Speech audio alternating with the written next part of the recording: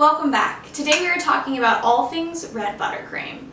Red frosting can be a little bit difficult to make sometimes, and the biggest challenge that people face is getting a truly bright red frosting. And then in addition to that, sometimes when you finally reach that color, you've used so much food coloring, it's bitter to the taste and you don't even want to eat it. So today we're going to cover different ingredients you can use to get the color that you're after, to get that really beautiful shade of red. And also we're going to do a taste test to make sure that we are making the best tasting frosting that we can. So to start off, you guys, let's talk about ingredients. There's a lot of different types of food coloring out there, and today I didn't even test liquid food coloring because you have to use so much, it throws off the consistency of your frosting. So don't even think about using red liquid food coloring for this. I tested out a few different types of gel food coloring, and I know you might be thinking a few. My very favorite is Americolor Super Red. I think Americolor is fantastic, they make wonderful food coloring. But sometimes you can use pink as a base to make it a little easier to get that bright red shade, and if you really want a deep red, adding a little bit of black can help. So I tested out those in combination together and the red by itself. Also tried out some powdered food coloring. So this stuff, a little is supposed to go a long ways, but in frosting you need a ton. You guys will see how that works in a minute. I also tried some beet powder, which was quite interesting, and some strawberry powder.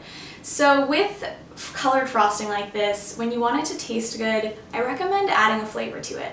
It doesn't have to be strawberry powder. You could use almond extract, or you could even make a cream cheese frosting. But having some other flavor in your frosting I think makes it taste a lot better and helps you get past any hint of food coloring you might taste. And then in addition to using food coloring, you guys, part of it comes down to technique. When you're after really vibrant shades, if you let a frosting sit, I know this sounds weird, but over time it will deepen in color.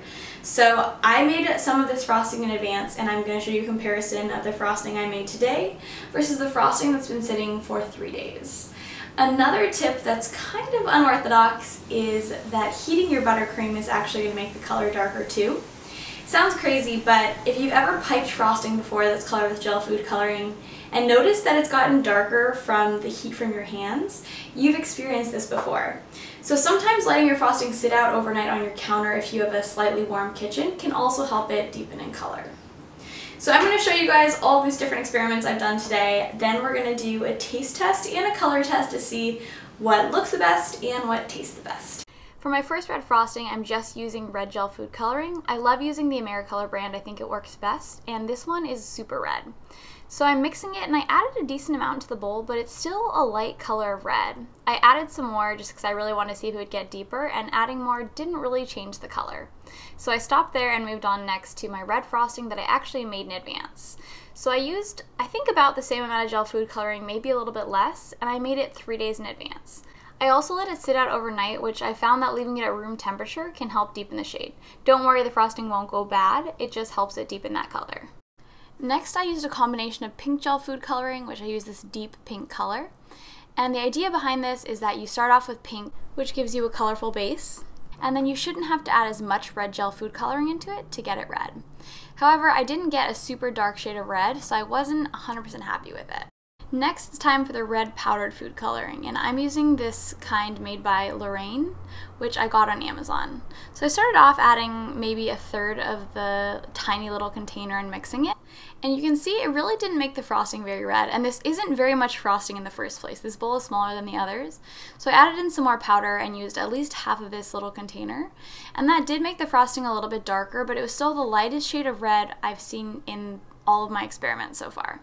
So I set that aside, and then it was time to add the strawberry powder, which is made with freeze-dried strawberries, with some gel food coloring.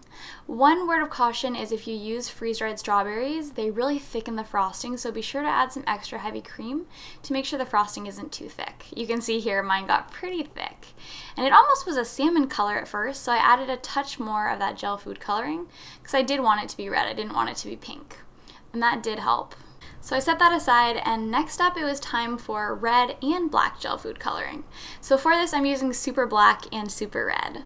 I'm starting with the red gel food coloring, and I'm adding a little bit less than I did to our first batch of frosting that just had red gel food coloring. I mixed it together until it was evenly colored, and then I added the tiniest bit of black. You see, just the littlest bit goes a long ways. This made it kind of a creepy grayish red color, but I knew that if I let it sit it would probably get darker, so I set it aside as well. Somehow I completely forgot to record a video of me making the beet powder frosting, but this is what it looked like. I used a mix of beet powder and the powdered red food coloring. There obviously are a lot more combinations you could do and tests. You know, you could add more gel food coloring to your beet powder, and that could still work as a great base. So don't feel limited by these experiments that I've done. I'm just sharing what I worked on today and what I think worked best. With that being said, it's time for a taste test. I would be lying to you if I said that I enjoyed eating red frosting. It is definitely not my favorite thing, and I don't actually love eating things that kind of can discolor my teeth or my mouth. But today we're doing it. We didn't use a ton of gel food coloring. We tried to rein it in, and these might taste okay. I really am just afraid of the beet powder, but here we go. I'm gonna start off with the beet powder and the red powder food coloring. So my frosting is crusted a little bit because it's been sitting here, so I'm going to give it a little bit of a stir. That's actually an interesting point, you guys. So as the buttercream is crusted, it's actually also gotten darker in color just in the last few hours. So when you think about adding your frosting to a cake, once it's on there and you let it sit in the fridge, if you make it in advance, it can also get darker over time, so keep that in mind. So our beetroot and red powder frosting almost looks like a pink mauve color. Smells interesting. Surprisingly, the beet doesn't actually, gives it a little bit of a taste up front, but it's not bad, and if you weren't looking for it, I don't think you detect it. There is a tiny bit of an aftertaste from all the red powder food coloring that I put in there, but it's not bad actually. It's not bad at all. Okay, so now I'm trying just the red powder food coloring. So this will be good because I added a lot of powder into this to try to get this little bowl red. So here we go, our red powder.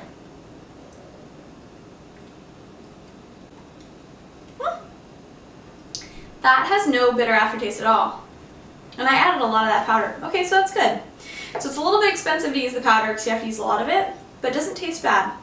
So this is our strawberry and red gel food coloring, which I'm actually pretty excited about because I love strawberry frosting. Let's see.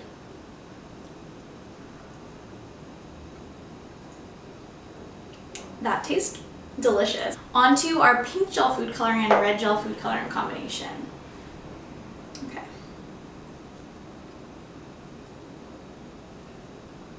So I used pink as a base in this one. That has a little bit of a bitter aftertaste, but it's not bad. I don't think I'm very sensitive to it. I don't think the average person would really notice that. Now we're on to the red buttercream that we made today. Let's see what it tastes like.